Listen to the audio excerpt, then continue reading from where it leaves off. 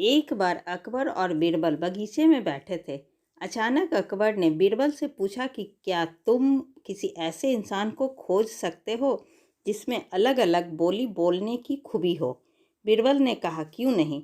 मैं एक आदमी को जानता हूँ जो तोते की बोली बोलता है, शेर की बोली बोलता है और गधे की बोली भी बोलता है।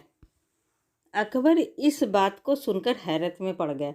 उन्होंने बीरबल को कहा कि अगले दिन उस आदमी को पेश किया जाए। बीरबल उस आदमी को अगले दिन सुबह दरबार में ले गए और उसे एक छोटी बोतल शराब पिला दी।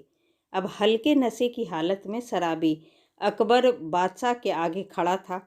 वह जानता था कि दारू पीकर आया जानकर बादशाह सजा देंगे, इसलिए वह गिड़गिड़ाने लगा और बादशाह की खुशामद करने लगा।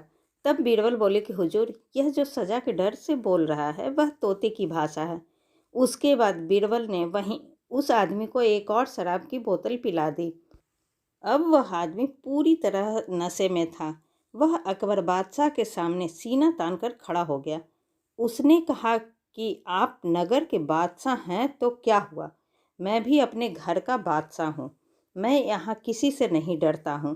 बीरबल बोले कि हुजूर, अब शराब के नशे में निडर होकर यह जो बोल रहा है यह शेर की भाषा है। अब फिर से बीरबल ने उस आदमी का मुंह पकड़कर एक और बोतल उसके गले से उतार दी। इस बार वह आदमी लड़खड़ाते गिरते पड़ते हुए जमीन पर लेट गया और हाथ पांव हवा में भांजते हुए मुंह से उलझुल आवाज़ें निकालने लगा। अब बीरबल बोले कि हुजूर, अब यह जो बोल रहा है वह गधे की भाषा है।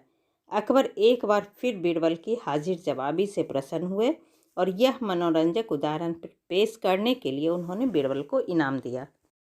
ऐसी ही अच्छी और ज्ञानवर्धक कहानी सुनने के लिए प्लीज़ आप मेरे चैनल को सब्सक्राइब ज़रूर करें। तब तक के लिए बाय बाय।